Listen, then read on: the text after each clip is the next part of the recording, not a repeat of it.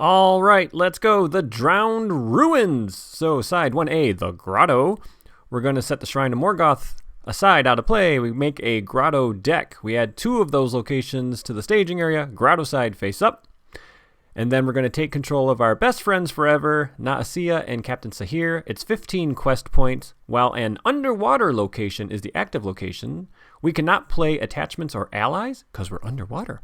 And then forced, after a double-sided location is explored, we add the top location from the Grotto deck to the staging area, Grotto side face up. Once we have cleared 3 underwater locations, we get to advance. Okay, so this is the Grotto deck. They're all double-sided. So you give them a shuffle, and the side that's going to be on top can have a different back. They're not all the same. So you don't really know what the underwater side is. So there's my random ones. We have the Cursed Caverns. It's 3 threat, 5 progress. And when we travel there, we can flip it if we want, but then we would be underwater. And then when we explore it, as the active location, we can raise our threat by 2 to draw the bottom card of our deck. And then we also have the Undersea Grotto, 2 threat, 3 progress. Same thing, we can flip it if we want. And then the first ally we play has a cost reduction of 1 when it's the active location. That's the one I was hoping to get randomly, so I'm happy to see that show up. And here are our very special friends, Captain Sahir and Naasia. We can give them resources and they get boosts based on that. Captain Sahir ramps up his willpower and attack up to 6 resources. And then Naasia can spend the resources we put on her to give her +2 attack or defense.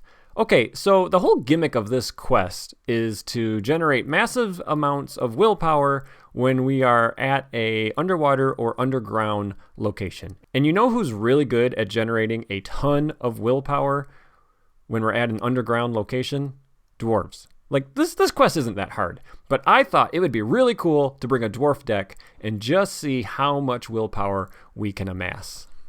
So think of a number and see if I can reach that reasonable value, I guess. All right, so we're bringing my favorite lineup, Dine, 1, 2, 3, 5, Dwarf, and then if he's ready, Dwarfs get +1 willpower and +1 attack. We're also bringing Ori, he's lore, and if I control 5 Dwarfs, he draws me an additional card at the beginning of the resource phase. And then Nori is Spirit, and he reduces my threat by 1 when I play a Dwarf from my hand. So this is my favorite Dwarf lineup. I love playing with these guys.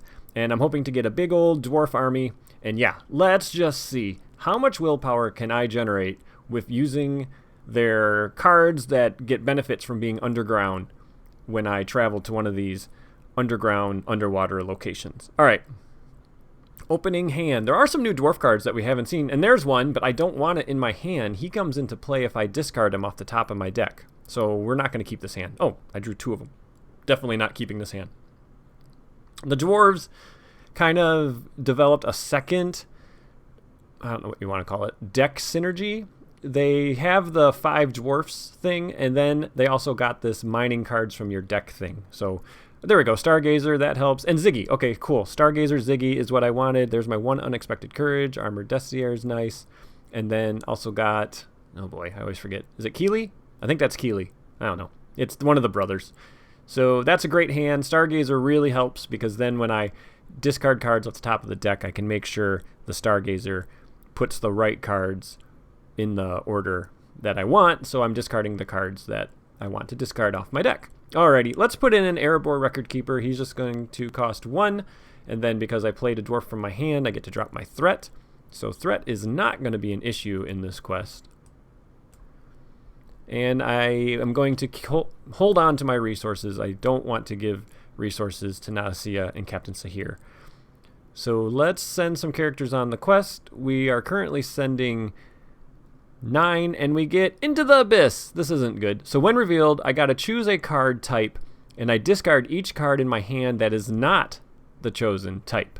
And if no cards are discarded this way, it surges. So I have allies and attachments. So I'm going to say ally, and that means I have to discard my 2 attachments. And I'm going to make sure Unexpected Courage is on top because I do have the Hammersmith, who lets you pull back the topmost attachment in your discard pile. So I'd like to get that Unexpected Courage back. I have another copy of Armored Destier in the deck. All right, let's travel to the Undersea Grotto. I am not going to flip it. So now the first ally I play costs 1 less. And then here I screw up. I'm just so used to when you have a scenario like this, when you travel to one of these special locations, you replace it. But it's actually when I explore it, I'm supposed to put another grotto location in the staging area. So I made this quest a little harder on myself by having extra threat in the staging area. Sorry about that. Okay, so because I get a cost reduction, I can play one of the brothers for cheap. So he costs 2 instead of 3, and now I get to find his brother. So let's see if I can get the name right. Maybe I'll be able to see it. Where is he? I put him in the deck, right? Okay, yeah, there he is. Just one copy. And that one is, I believe it was Feely. When I'm doing this editing, it doesn't have it in focus because it makes the computer run slow. So just so you know what it's like when I'm doing these voiceovers. So the video I'm actually watching is a little out of focus, and I have a hard time reading some of the text. So I can make out the ILI, but I had trouble making out the first letter. Anyway, Keely and Feely are now in play. So, and I now control 5 dwarves, so that means I'll be able to draw an extra card at the beginning of the round. I had 2 spirit resources, and I get to look at my top 5 cards, and what a mess. Oh, that's interesting. Okay, that really wasn't what I wanted to see. So I think I don't need these We Are Not Idols because I'm going to get Ziggy in next turn, so that's how I'm going to generate money. So now I'm just trying to organize these. Alright, so after organizing those 5 cards in the way I'm going to want, we're going to commit to the quest because Dine's ready. Dwarves get +1 willpower, and I kind of don't want to clear this, so I'm trying to just send enough threat to cover... I'm trying to send enough willpower to cover any threat that's revealed, but I'm really trying to guess how much I can send to not clear this thing. And I revealed 2 threats, so that actually worked out perfect. So I only make 1 progress, and now there's a scorpion crab thing up in staging that I can engage. So he doesn't have an effect that says something about being underwater and engaging. Some of the enemies, you can't engage them unless you're underwater. But this guy just gets an attack boost if you're underwater. So Captain Sahir can defend this. It says discard the bottom card of your deck. If that printed cost is 2 or less, the attacking enemy is going to make an additional attack. All right, well, I'm glad that I revealed that as a shadow and not actually as a treachery. That treachery is not fun. Okay, so my bottom card costs 3, so no additional attack. And then I have 2 characters ready, so I can attack for a total of 4 and do 2 out of the 4 damage on the scorpion thing. So we're going to go into the next round, and let's see how good I did with the Stargazer, trying to basically predict how I'm going to play this turn. So these are the 2 cards I drew, the Legacy of Durin, which you attach to a dwarf, and then when you play a dwarf from your hand, you exhaust it and draw a card. So now I'm going to play the Sigil Miner. He only costs 1. Because I played a dwarf, I get to drop my threat, and I also get to draw a card. So I'm going to exhaust that, draw a card. The card I draw is one of those We Are Not Idols. And then I'm going to say Ziggy. I'm going to say 0. There, that's the right way to make a 0, right? Okay. But they both cost 0, so I get to place 2 resources on a single hero. That hero is going to be Nori, so I guess just got 2 more spirit resources. And then I'm going to use the Stargazer to look at the next 5 cards. There's one of those Aaron Lewin and miners that you want to discard, and then it comes into play. Hardy Leadership is what I really need, because that gives all my dwarfs +1 hit point. And there's that treachery that we just saw as a shadow that damages characters with a cost of 2 or less. So we need to get Hardy Leadership into play. And there's my Erebor Hammersmith, so I can actually get that unexpected courage back if I do this right. So let's get these cards organized. So let's arrange these cards, and then I can play Daron's Runes. So Daron's Runes, you draw 2 cards, discard a card from your hand. So the 2 cards I drew, of course, was Hardy Leadership and that Hammersmith. I'm going to discard my 1 other copy of Sigil Miner because I'm going to keep Stargazer in my hand in case I lose her because she's not boosted by Hardy Leadership.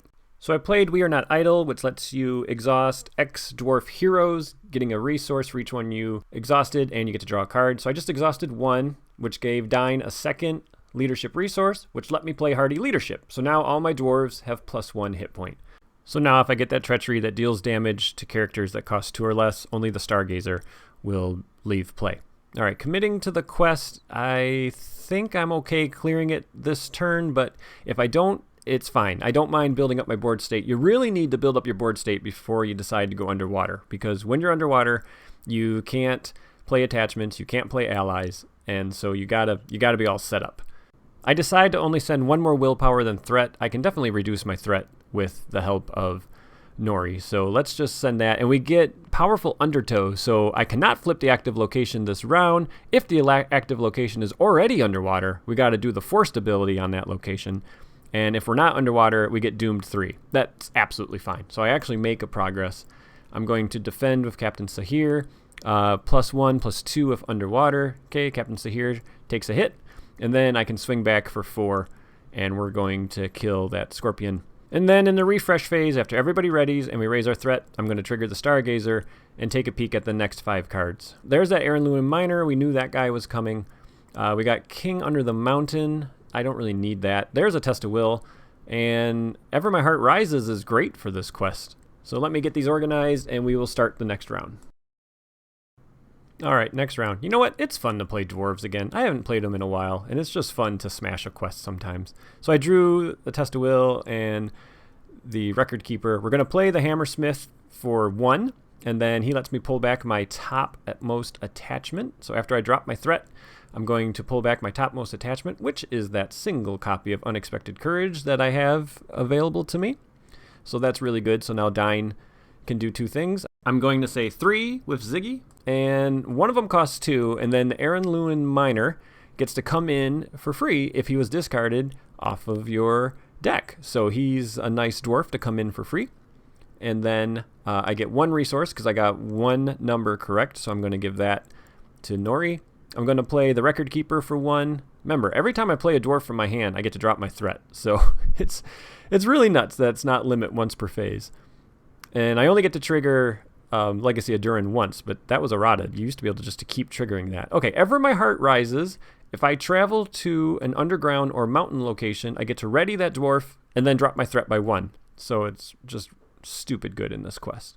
Unexpected Courage going on Dine. So he can do 2 things. He can commit himself to the quest and then ready, and then he's actually boosting himself and everybody else. And I got a Test of Will, so pretty invincible at this point. Let's go into the quest stage, and now we're ready to make progress. We're ready to go. So everybody's got +1 willpower, and I am ready to clear this location, and we should be able to start going underwater. Okay, the card we get is another Into the Abyss. So once again, I need to choose a card type and discard all the other card types. Well, I'll just say I'll keep allies, and I'll just discard this Test of Will. It's basically the same as canceling it. So I was able to discard a card, so it didn't surge. We're going to place progress, so now we're up to 10 out of 15. We have cleared a double-sided location, so that gets shuffled back into the Grotto deck, and it's at this point that I should have been adding another Grotto location. So like I said, I was making it harder on myself. So while the Cursed Caverns is the active location, I can give myself Doom 2, basically, to draw the bottom card of my deck. Okay, and we are not going to flip it. And again, I'm still screwing this up. I'm adding the location when I shouldn't be. So making the quest harder on myself by adding threat to the staging area. Now I'm going to spend a resource to give Naasia a resource she can spend during combat. And we're going to go into the refresh phase where once again, I'm going to use Stargazer. And yeah, I forgot to trigger Ever My Heart Rises. All right, let's look at these 5 cards. There we go. Ancestral Knowledge lets you place progress on an underground location. There's a hidden cache. There's Narvi's Belt and another hidden cache. Okay, well, that's perfect for Ziggy. So let's just get these organized, and then we will start the next turn. So there we go. That looks good to me. We get a resource on everybody. We get to draw 2 cards because we control a lot of dwarves. So we get Narvi's Belt and Gimli. That's really awesome. I'm going to say 0, and I discard 2 0-cost cards that say when they are discarded, add 2 resources to a hero's resource pool. So the hidden cache basically is going to add 6 resources to Nori because I was right with Ziggy, and each of them give me 2. I'm going to put Narvi's Belt on Nori so I can exhaust it, and then I name a sphere, and I can spend his resources as that sphere.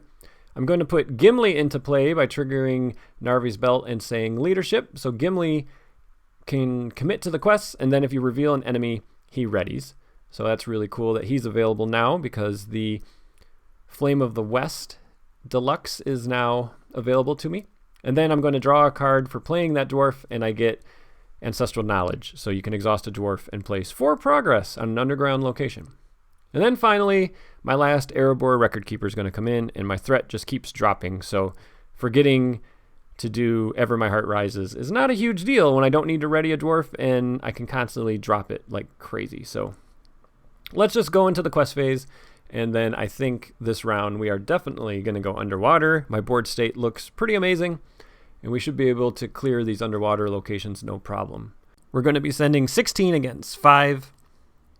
The card to reveal is a Treachery, Ancient Depths. We need to add the topmost grotto location from the grotto deck and flip it over, so it is now the underwater side face up in the staging area. So the one we get is the Twisting Hollow. It's 4 threat, and then while it's the active location, we cannot ready characters through card effects. Okay, so after doing some math, we definitely clear the grotto location that was active, and we're going to place almost enough progress to have cleared this. And this is where I realize I've been doing the grotto deck wrong. So I realize at this moment I should have 3 in the staging area. So it's actually right now because I just cleared one, so I should have added 1. So that's me saying, okay, this is how it should have been. And now we're going to travel to this one that's underwater, so deep breath. Now we're underwater. Okay, so I cannot play attachments or allies. So what I have is what I have, and I need to make the progress to clear it. If I don't, the forced effect triggers at the end of the quest phase, and I would have to discard a character. It's really not the worst, but I don't want to have any of these forced effects trigger. So let's try to blast through this Twisting Hollow in one go. I am going to give another resource to Naasea. Why am I not giving resources to Sahir? Do I not trust him or something? All right, Stargazer, taking a peek. And, okay, we get another Legacy of Durin, which I don't need. I get a Hammersmith, which would grab me King Under the Mountain. That's not great, but I do get Untroubled by Darkness, which is obviously amazing in this quest. If you don't know what that card does, stick around and you will see. It's going to be really fun. So I arrange them like so. So let's go into the next turn after everybody gets a little money. Remember, I can't play attachments, can't play allies. I just keep telling myself that. Don't do it, Chad. I'm going to draw Untroubled by Darkness and Dwarven Tomb. I'm going to say 2, and one of the cards costs 2. So I get 1 more resource on Nori. And now we just go into the quest phase because I can't play anything except for an event. So we are up against 5. We need to make 14 progress. Let's go. Everyone's getting a +1 willpower boost from Dine. And I want to point out, I actually couldn't have used Ever My Heart Rises last round because the active location says you cannot ready from player card effects, and Ever My Heart Rises says ready the character and then drop your threat by 1. So I actually played it right by not using it. All right, when it's all said and done, we are sending 18 willpower against 5 threat. And the card we reveal is a Treachery. It's Tangling and Grasping. When revealed, each player must remove a character from the quest. If the active location is underwater, we got to deal 2 damage to each character removed from the quest this way. So I will choose the Aaron Lewin Miner because he has enough hit points that he doesn't die. So I lose 2 willpower from that Treachery, which means I don't quest for enough to clear the active location. So it's time to play Ancestral Knowledge. So Ancestral Knowledge costs 1, and you exhaust a dwarf character, and I can place 4 progress on an underground location.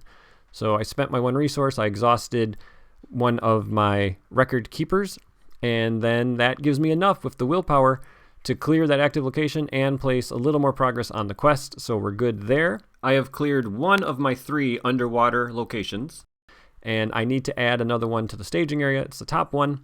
So it's the Undersea Grotto, and I think we can handle being underwater for another turn. I don't need to play anything. So let's just keep holding our breath, and we will go underwater.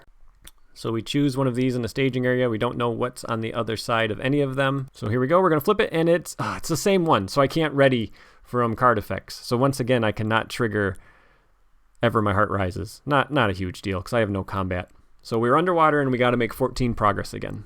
Everybody ready? Raise my threat, and then we're going to use Stargazer to peek at the next 5 cards, but I can't play attachments and I can't play allies. I just keep saying that. It's my mantra. Don't screw it up. Ooh, we get another Untroubled by Darkness and a couple good dwarves, including the Bomber. So Bomber's amazing in this quest. All right, let's arrange them like this. All right, everybody's going to get some more money, and then we're going to draw the top 2 cards of the deck, which are Untroubled by Darkness and Bomber. He's amazing in this quest. And then let's commit characters on the quest. We can't play anything. I'm assuming there's going to be combat this turn because there has to be. I've only revealed one enemy so far. So when it's all said and done, we're sending 20 against 4. Okay, and the card we flip over is an enemy. It's a Throngs of the Unfaithful. That surges, so that's 1 threat, and it surges into an enemy. There we go. Drowned dead. 2 more threat. All right, so we added a total of 3 threat. So 2, 4, 6, 8, 10, 12, 13. We're short by 1. So we are going to spend 2 resources and play Untroubled by Darkness. Each dwarf gets +1 willpower, +2 if the active location is underground. So just take all those dwarves and add 2 more willpower to them, which is obviously nuts. So we definitely made enough progress to clear that active location. So we are now 2 underwater locations in the victory display out of the 3. But I do think we will not go underwater for this turn. Let's take a gulp of air. So let's head up. We're going to travel to the location that lets me reduce the cost of the first ally I play by 1. Now I get to trigger Ever My Heart Rises, so I'm going to ready and drop my threat. And then we actually have combat, so let's engage these 2, and we're going to have some combat for the first time in a long time. It's just been a while. Let's not forget, Gimli readies. When you reveal an enemy, he readies back up. Alright, let's engage both these guys just to get the threat out of the staging area. We can definitely handle the combat. The Throngs of the Unfaithful, once you kill them, you need to discard the bottom card of your deck, and they might go back on top of the encounter deck. So we're probably never going to kill that guy. Dine's going to defend, and then ready. So he's defending for 2 against 2. There is no shadow. And then I think I will have Naasia defend this one. We're going to start off by spending 1 resource. She's defending for 4. Now that attacking enemy gets +1, so we will spend the 2nd resource on her, and she takes no damage. And then we can swing back for enough to kill the drowned dead, and like I said, we're going to leave that Throngs of the Unfaithful engaged with us. I haven't given Naasia any resources yet this round, so I might as well do that. Captain Sahir, I'm just not giving him anything. And then it's the refresh phase, so everybody readies, we raise our threat, and once again Stargazer will take a peek. Okay, gazing up at the stars, she looks at my top 5 cards, and we're going to be playing some allies this round. So we got another Test of Will, Miner of the Iron Hills, we got Dory, Gimli, and we are not idle. So it's really just a matter of, do I have 2 cards that I want to have Ziggy get rid of that cost the same? And I don't think I do, because I want those 2 3-cost allies to come into play. So I arrange them like so. Everybody's going to get a little bit of money. And then I draw 2 cards, so I drew Gimli and another Test of Will. I'm going to say 2 with Ziggy. One of them costs 2, so I get 1 resource on Nori. And then I have a lot of resources, and I have Narvi's Belt, so I just got to figure out how I want to do this. So let's play Bomber. So I exhaust Bomber, I choose a location. That location gets -1 threat. All of its threat gets reduced if underground, and he only costs 2 thanks to the active location, which works out really good when you get that treachery that makes you put a underwater side face-up location in staging. Okay, so I get to draw a card after reducing my threat. I drew Dory. So now I'm going to play Glowin. He costs 3, but then you get to give 2 resources to somebody if you have 5 dwarves. So I do. So those 2 resources are going to go on Nori. Nori is going to trigger Narvi's Belt for lore, and I'm going to play Dory. So now I can take an undefended attack, and the damage would go on Dory instead. And remember, each of these dwarves is dropping my threat by 1. So dwarves are just nuts. And then I'm going to hold on to those 2 spirit events. And I'm sure eagle-eyed viewers noticed I forgot to replace the grotto location in staging with one when I cleared the one last round. So there should be a little more threat in staging, but I am sending 17, and I need to make 3 progress. So it is a mistake, but I don't think it affects anything. I find it is much easier to make mistakes when you're doing well because you're not worried that you're going to lose, so you're not paying super close attention to stuff like that. All right, 2 threat enemy. So even if we had a 5 threat location in staging, we still would have made enough to clear that location. And then you could see me pause right there. That's when I realized, nah, crap, I should have had another location in staging. So there we go. Now I get it right. And we're going to travel to one of these. We're going to go underwater because let's clear our 3rd underwater location. Take a deep breath. And what we get is the Dark Abyss. So it's 12 quest points. And then while it's the active location, characters cannot attack. And then Force, if it's the active location at the end of the quest phase, we got to deal 1 damage to each character in play. Well, that's nasty. We got to make sure we clear that in one go. So we can't attack back, so we're just going to get attacked by 2 enemies, but we have lots of ways to handle that. I do get to trigger Ever My Heart Rises, so that's nice. I get to ready and drop my threat by 1. Naasia will defend. She will defend for 4 against this drowned dead. And there is no shadow. There's one of those enemies that you can't engage unless you're underwater, and they're 3 threat, so they're pretty annoying to get early. And then no shadow for Dine, and we can't attack back, so we just go right into the next round after doing our refresh phase stuff with Stargazer. We are underwater, so we won't be able to play allies or attachments, and we get, oh, there's Gomberry gone. So he's one I was really hoping to find eventually. So we do have another Aaron Lewin Miner, which can come into play because we are not playing the Aaron Lewin Miner if he gets discarded and put into play. So let's arrange the deck and go into the next round. All right, so we are going to draw Gomberry Gone, I think it is, and a Zane, so I can play them after I am no longer underwater. We're going to say 3, and one of these costs 3, so we get 1 resource on Nori, and then the Aaron Lewin Miner does get to come into play, because I did not play him. The discarding from the top of my deck played him. And now we're going to go into the quest phase. And when it's all said and done, we are sending 21 against 4. Okay, the card we reveal is another one of those tangling and grasping treacheries. So I'm just going to choose that same Aaron Lewin Miner that was damaged from the first one. And so we lose 2 willpower, and that is still enough to clear the active location, which means we have now cleared 3 underwater locations, and we have placed at least 15 progress on the quest, and we can advance to stage 2. Let's add that grotto location before I forget, because you know I will. Okay, stage 2, Sahir's Betrayal. Hey! All right, make the set-aside Shrine of Morgoth the active location, grotto side face up. Captain Sahir flips to his enemy side and remove all tokens from him, and he attacks me, and then he leaves the game like a jerk. And then we're going to find an undead enemy and put it in the staging area. All right, so we got an attack from Captain Sahir coming. What a dweeb. I knew we couldn't trust that guy. All right, so he is attacking for 6. So who do I want to defend this thing? I'm probably just going to chump it. So let's have this Erebor Hammersmith jump in front of the attack. The shadow is +1, +2 if we're underwater. Okay, no big deal. So the Hammersmith is dead, and Captain Sahir runs away. Run away! Run away! What a dork. All right, the Shrine of Morgoth, it is 18 quest points, 5 threat. Ruins, underground, grotto. Can't have attachments, can't go in the staging area. Forced, at the beginning of the quest phase, we're going to flip it to its underwater side. If we had placed any progress on it, it would carry over. Okay, so if we get this into the victory display, we are going to win. As far as the undead, I'm looking for one of those Surgy guys. There we go. It was the next card. So we got another Throngs of the Unfaithful. All right, Sahir's Betrayal. All this says is Sahir's a jerk. No, all it says is while we are underwater, we cannot play attachments or allies. Okay, so let's do what I hope to be our final combat phase. So I do get to ready Ori, and I get to drop my threat by 1 thanks to Ever My Heart Rises. We have 3 attacks coming, 2 for 2 and 1 for 4. We have plenty of characters ready, so I'm expecting this combat to not be very difficult.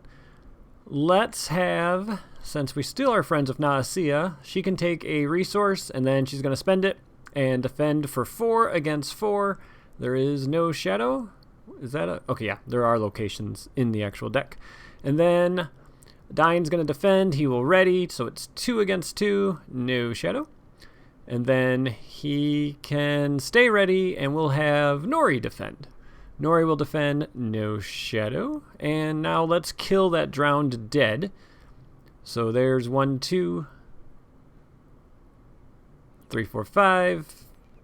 I probably threw another token somewhere I missed, but yeah, plenty of characters ready. And we're going to leave those 2 Surgy guys engaged with us because they will go on top of the deck because I don't know what my bottom card is, so there's a good chance they will end up right back on top of the deck.